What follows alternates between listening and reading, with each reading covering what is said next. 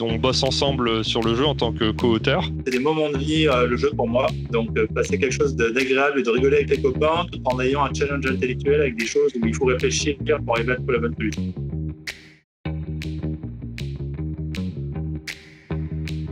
Alors, petite question, c'est comment t'as transformé ces habitudes de joueur et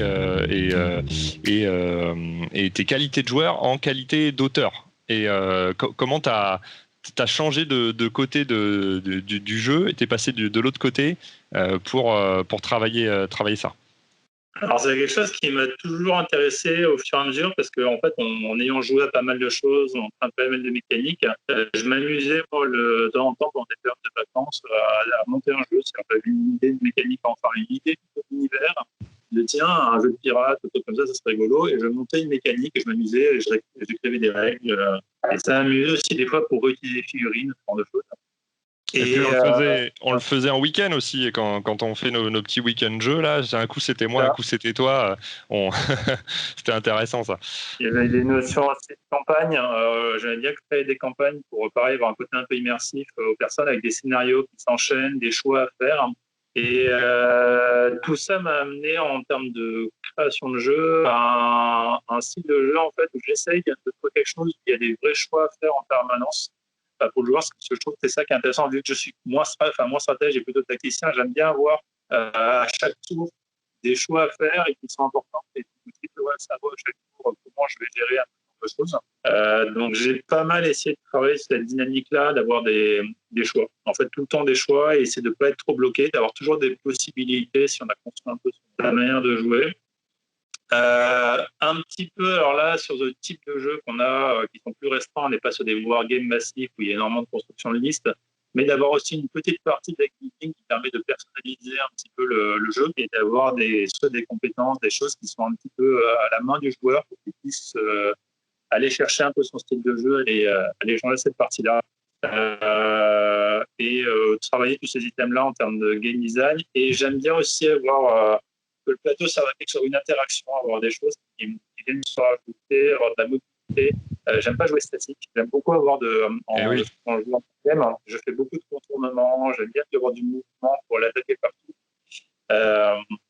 Et j'aime bien cette... En fait, moi, tu m'as demandé ma créature mythologique préférée, ça aurait été l'hydre. Parce qu'elle a cette capacité à attaquer par différents endroits un problème, plutôt que d'attaquer massivement un endroit resté. Et j'aime bien cette approche d'avoir plein de possibilités en permanence des choix, mobilité, de ce parti-là. Donc voilà un peu ce que j'ai essayé, en tout cas probablement ce qui va se ressentir dans mes jeux, parce que je pense que tout créateur de jeu construit des trucs par rapport à sa perception et ce qu'il aime faire. Donc probablement le jeu doit avoir ce type de caractéristiques pour me plaire, entre guillemets. Donc ça découlera probablement sur ce type de jeu. Ce qui est super intéressant en tout cas, c'est que je pense qu'on peut noter ton passif gros wargamer qui est venu au monde du jeu de société par la suite. Moi, j'ai commencé un peu sur les deux en même temps. Et aujourd'hui, on apprécie tous les styles. Et notre premier jeu, clairement, c'est pas un wargame. Vous le découvrirez au fur et à mesure. Mais ces options de choix, de mouvement, de réflexion, de durée de vie du jeu, de rejouabilité, tout ça, c'est ce qu'on a essayé de mettre tous les deux dans ce premier jeu et dans ces épisodes. Enfin voilà, on n'en dit pas plus sur ce sujet-là. Ce sera l'objet d'une autre vidéo. En tout cas, merci Julien pour ce temps. Petite question encore peut-être par rapport sur le process de création.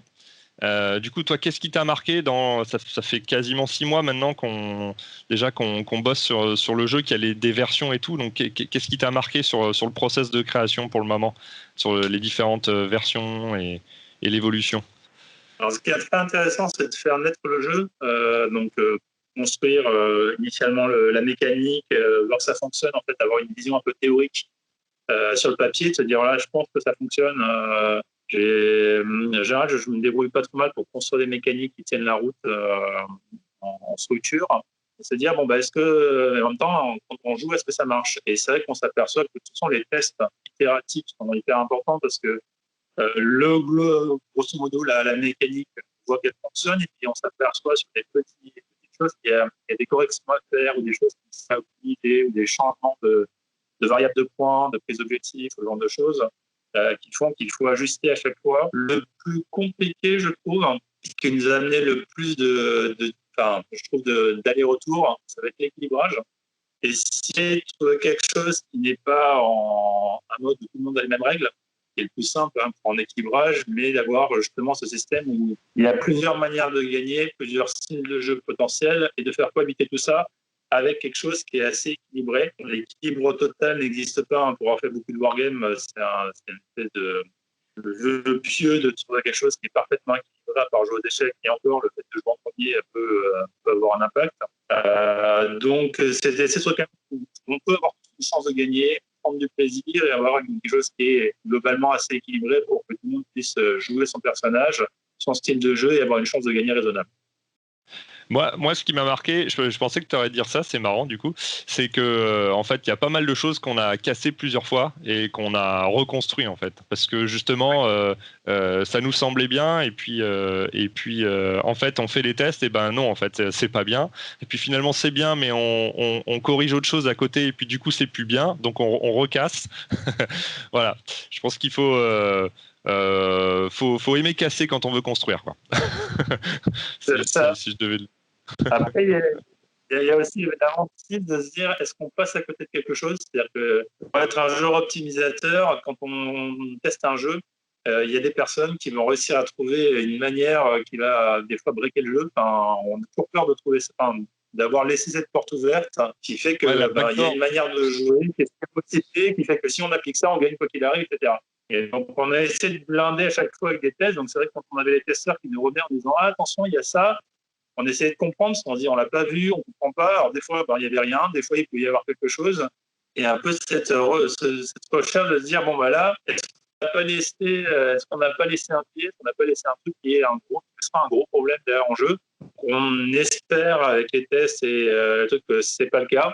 Intellectuellement, c'est pas simple parce qu'il y a tellement de manières d'appréhender les jeux et les joueurs que trouver la faille des fois est pas toujours simple. Ouais, c'est pour ça qu'on fait tester. On fait tester à des joueurs très casual comme à des joueurs de tournois intensifs. Hein.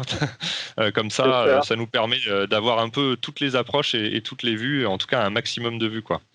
Voilà, ok, merci Julien de ton temps. Merci à tous nos testeurs. Hein. J'en reprofite moi pour redire ça parce que sans eux, on n'aurait pas tous ces feedbacks, on n'aurait pas pu étalonner.